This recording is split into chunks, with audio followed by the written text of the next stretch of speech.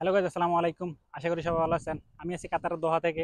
আজকের এই ভিডিওতে কথা বলবো কাতার থেকে 6 মাসের ভিতরে কিভাবে ইউরোপে যাবেন। একজন ভাই জিজ্ঞেস করছেন যে কাতার থেকে ইউরোপে যাওয়ার জন্য বাংলাদেশ থেকে একটা এজেন্সি ওনাকে বলছে যে বাংলাদেশ থেকে কাতারে নিয়ে আসার পর 6 মাসের ভিতরে ইতালি নিয়ে দিবে। টোটাল খরচ থাকছে হচ্ছে 22 লাখ। এখন এটা কতটুকু সত্য বা কিভাবে সম্ভব, এই বিষয়টা নিয়ে এখন এই ভিডিওতে আলোচনা করবো। আপনি যদি আমার চ্যানেলে নতুন হয়ে থাকেন অবশ্যই চ্যানেলটি সাবস্ক্রাইব করে দিবেন। আর যদি ফেসবুক পেজ থেকে দেখে থাকেন অবশ্যই পেজটি ফলো করে দিবেন। সো গাইস, কাতার সম্পর্কে অনেকে জিজ্ঞেস করেন কাতারের ভিসা বন্ধ কিনা। এখন পর্যন্ত কোনো ধরনের বিজ্ঞপ্তি দেয়নি যে কাতারের ভিসা বন্ধ। তবে কাতারের ভিসার প্রসেসিং এবং মেডিকেল নিয়ে অনেক লম্বা সময় লাগে এখন ভিসা প্রসেসিং সম্পূর্ণ হয়ে কাতারে আসার জন্য। বাংলাদেশ থেকে এখনো কাতারে নতুন ভিসা নিয়ে অনেকে আসতেছেন।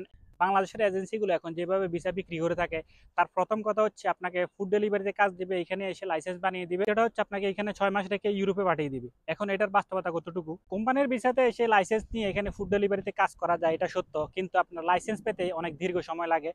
3 থেকে 6 মাস লাগে। আবার যারা এক্সপিরিয়েন্স আছে, রোড এক্সপিরিয়েন্স আছে, আপনার ড্রাইভিং অভিজ্ঞতা ভালো, তারা কিন্তু অল্প সময়ে পেয়ে যায়। তো বিআইপি কোর্সে ভর্তি অনেকে কিন্তু 1 থেকে 2 মাসের ভিতরে লাইসেন্স নিয়ে নিচ্ছে। ফুড ডেলিভারিতে কাজ করার জন্য আপনার ওই রকম মন মানসিকতা কিন্তু থাকা লাগবে। গরমের সিজনে আপনার গরম সহ্য করে, শীতের সিজনে শীত সহ্য করে কিন্তু কাজ করা লাগবে।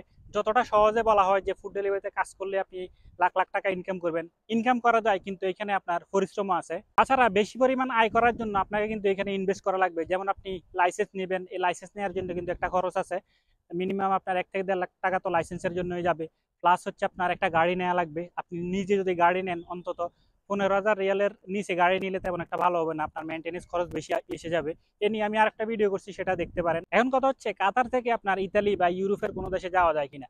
বর্তমানে আপনার ইউরোপের ভিসা পাওয়াটা অনেক কঠিন হয়ে গেছে। এইখানে আপনার অনেক লম্বা সময় লাগে। কাতার থেকে ইউরোপ যাওয়ার জন্য আপনার ব্রিট ফ্লাই হচ্ছে সব থেকে ভালো। ওনাদের তেমন ব্যাড কমেন্ট নাই।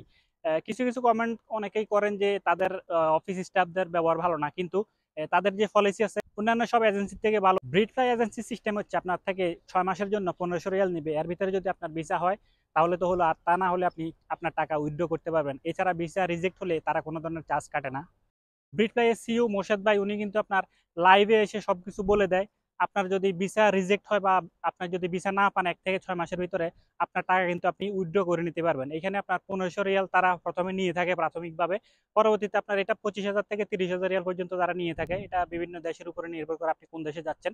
তো বর্তমানে তারা শুধুমাত্র আপনার গ্রিস নিয়ে কাজ করতেছে, আর মাল্টা, রোমানিয়া এগুলো নিয়েও কিছু কাজ করতেছে, কিন্তু গ্রিসের রেশিও ভালো। তারা গ্রিসের অনেকগুলো ভিসা পেয়েছেন। গ্রিসের আবেদনের জন্য তারা আবার বিজ্ঞপ্তি দিয়েছে। ব্রিট ফ্লাই কাতার এই পেজটা ভিজিট করলেই দেখতে পাবেন। কাতার থেকে ইউরোপের যে কোনো দেশে যাওয়ার জন্য এখানে আপনাকে 100% গ্যারান্টি দিয়ে কেউ বলতে পারবে না যে আপনাকে কাতারে নিয়ে এসে ইউরোপে পাঠিয়ে দেবে। এটা আপনার রিজিকে থাকা লাগবে, প্লাস যদি আপনার নসিব ভালো হয় আলহামদুলিল্লাহ আপনি পেয়ে যেতে পারেন ভিসা, কিন্তু গ্যারান্টি দিয়ে কেউ বলতে পারবেন। আরেকটা কথা হচ্ছে, আপনি কাতারে যে আসতেছেন, যদি আপনি কোম্পানিতে এসে বাইরে কাজ করবেন এই ধরনের ভিসায় আসেন, তাহলে কিন্তু এখন বর্তমান পরিস্থিতিতে কাজ পাওয়া একটু কঠিন, আপনি যদি কোনো ধরনের কাজ না জানেন। আরেকটা কথা হচ্ছে, আপনি যদি কাজ না জানেন তাহলে কিন্তু আপনার সম্পূর্ণ খরচ এখানে আপনি বসে বসে খাওয়া লাগবে। এই খাবার খরচ কিন্তু আপনি কাজ করেন অথবা না করেন 1,000 রিয়াল অন্তত আপনার খরচ আছে মান্থলি। 6 মাসের কথা বলে আপনাকে নিয়ে আসতেছে, ইতালি পাঠিয়ে দিবে। এখন এই 6 মাস আপনি কাজ করবেন কিনা, কাজকে দিবে, এইগুলো কিন্তু অবশ্যই জিজ্ঞেস করে নেবেন। বর্তমানে আপনার পর্তুগাল বা বড় যে দেশগুলো আছে সেগুলোতে যাওয়ার জন্য আপনার বিএফএস থেকে অ্যাপয়েন্টমেন্ট পাওয়া অনেক কঠিন। আমার একটা ফ্রেন্ড পর্তুগালের ওয়ার্ক পারমিট নিয়ে বসে আছে, এখন ভিসা প্রসেসিং এর জন্য বিএফএস অ্যাপয়েন্টমেন্ট পাচ্ছে না, প্রায় 6 মাস ধরে অপেক্ষা করতেছে। 22 লাখ টাকা খরচ করে আপনি ইতালি যাওয়ার জন্য কাতারে আসতেছেন, এই রিস্ক নেওয়ার জন্য অবশ্যই আপনাকে 100% কমিটমেন্ট করা লাগবে সেই এজেন্সির লোকের সাথে, যে তিনি 100% ইতালির ভিসা আপনাকে ম্যানেজ করে দিতে পারবেন কিনা। কাতারে বিএফএস অফিস থেকে অ্যাপয়েন্টমেন্ট নেওয়া অনেক কঠিন। কাতার থেকে আপনি বিশ্বের যে কোনো দেশে যেতে পারবেন। এখানে মেইন হচ্ছে আপনার ভিসা প্রসেসিং বা ভিসা ম্যানেজ করা। আপনি কোন দেশে যাচ্ছেন সেই দেশের ভিসা ম্যানেজ করতে পারবেন কিনা, বা যে এজেন্সি বলছে ভিসা দিবে 100% গ্যারান্টি সহকারে ভিসা দিতে পারবে কিনা, এটা হচ্ছে মূল বিষয়। বর্তমানে বাংলাদেশ থেকে আপনার ভিসা বিক্রি করার জন্য মূলত এই ধরনের টোপগুলো দিয়ে থাকে আমাদের বাংলাদেশি এজেন্সিগুলো।